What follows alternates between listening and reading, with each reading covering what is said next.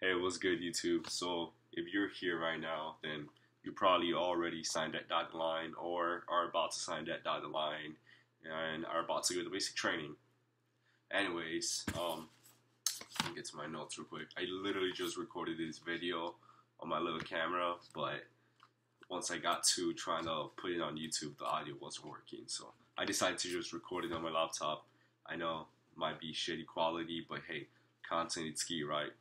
So basically, before you even ship out to basic training, you want to learn this five things, or get familiarize yourself with these things, which is the soldier's creed, the general orders, the seven army values, the rank structure slash insignias. So basically, how they look, what the colonel rank looks like, what the lieutenant colonel rank looks like, major, first sergeant, sergeant major, sergeant first class, etc. You want to learn what those insignias look like and what they are, and how to eat an MRE. Honestly, I didn't even know what the fucking MRE was till I got to the military. I have no family in the military. I am first generation to go in. I know my stepdad, his family was in the military, but I don't know any of them that are. So I really didn't have anybody to kind of let me know, like, hey, this is what you should expect. This is not what you should expect. Yeah, and honestly, back then I didn't think about going on YouTube and looking up fucking videos on what to expect from basic training. Fucked up on that. Anyways, depending on how many, I guess, weeks or months or whatever. Honestly, if you are 2-3 weeks before you even chipping out, workout, start running ASAP. Reason I'm saying that is, yes, you will get somewhat in shape once you get there. However, you don't know what the fucking weather's gonna be like when you're out there.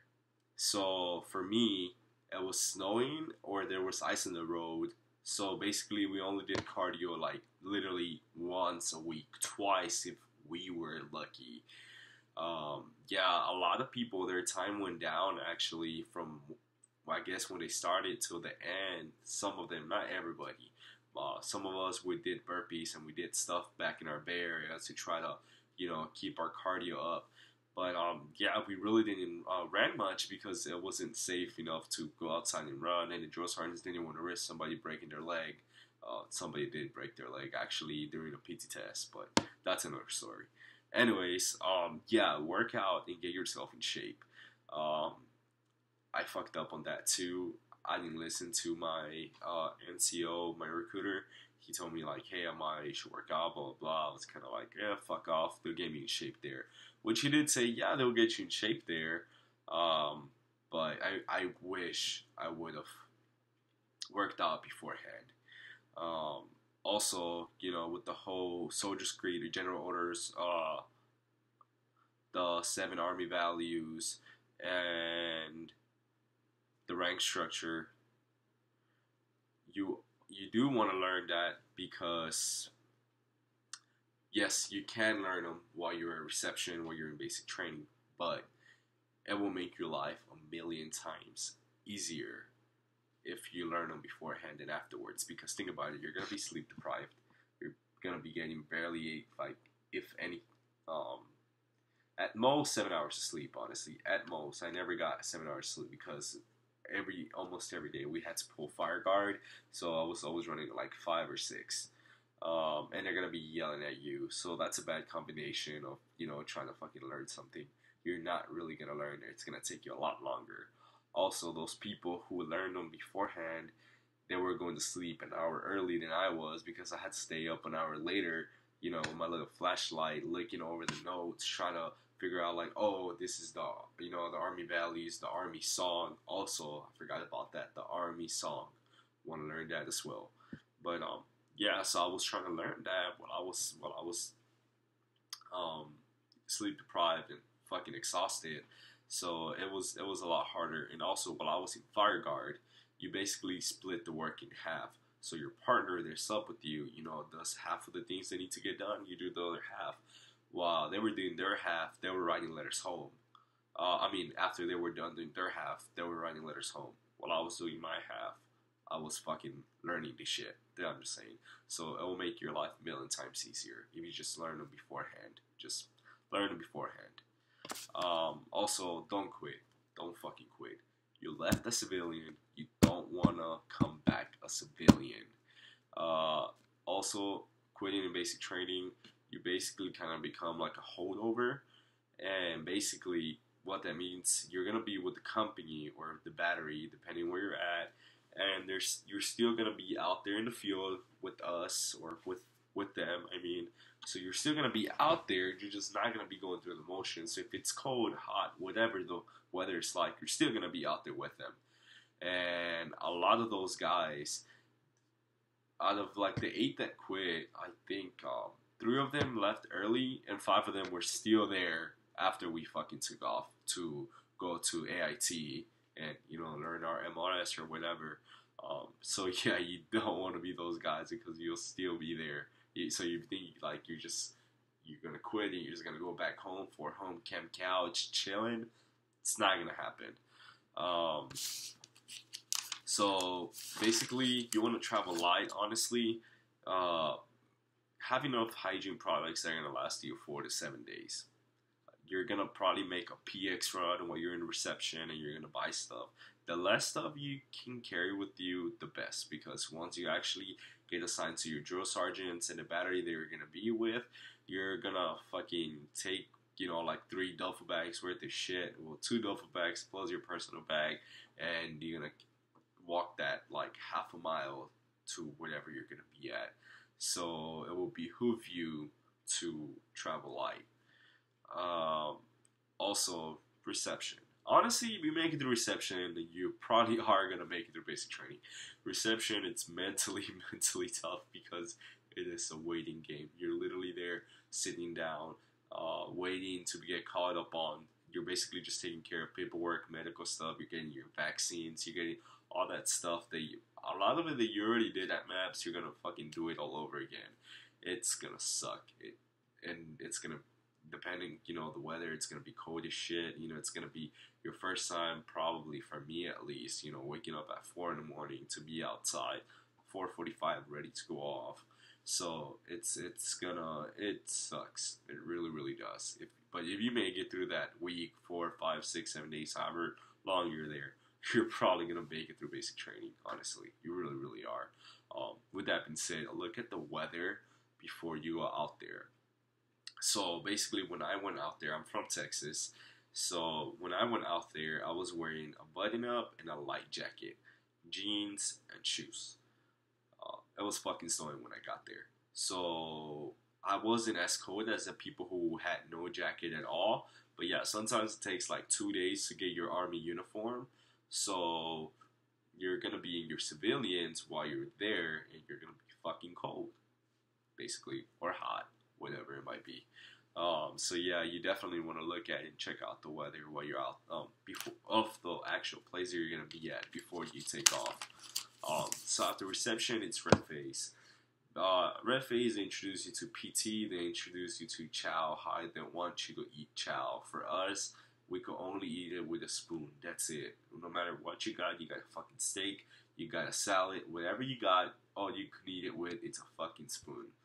Stupid thing, whatever. My drill sergeant said it's because it brings you out of your comfort zone. I don't know. I was just a fucking private back then.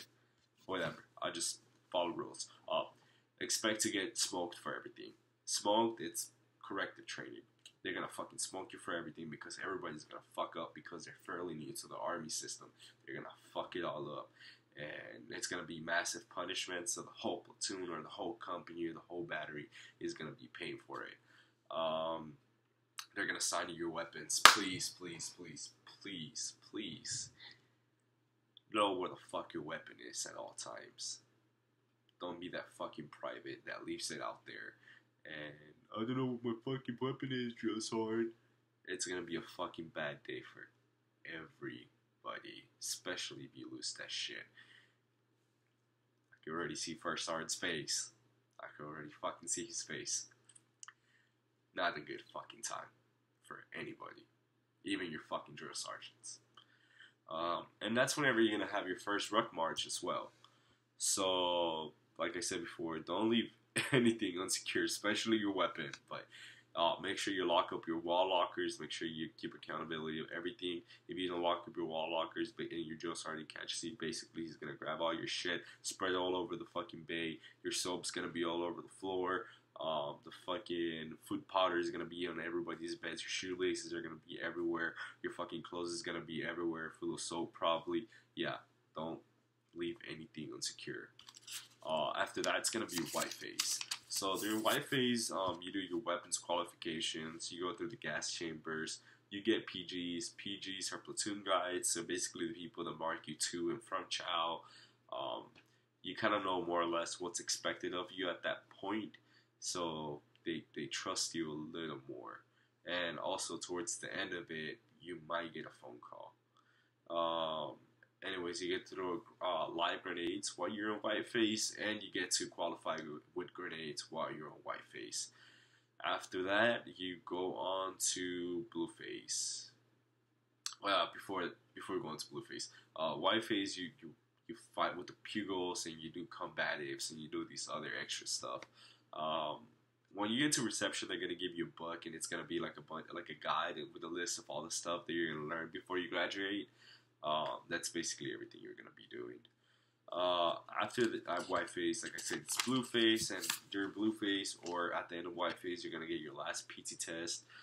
You're gonna get a lot more privileges, like phone privileges on Sundays. You're gonna be, the last 3 to 4 days, you're gonna be prepping for graduation, and you're gonna be cleaning the Bay Area, preparing it for the next cycle of soldiers that are gonna be coming in. So, yeah, that's basically it. Honestly, don't go to basic training with some injuries. You're gonna make them fucking worse, and you're probably gonna be a holdover while in basic training. You don't want to be a holdover in basic training. Being a holdover while you're in AIT, not that bad. Chances are you're probably gonna get up your phone after 17 or 1800. So that won't be as bad, but basic training, you're fucked. There's no other way of saying it. Also, when you're in reception and you're getting your boots, make sure they fit.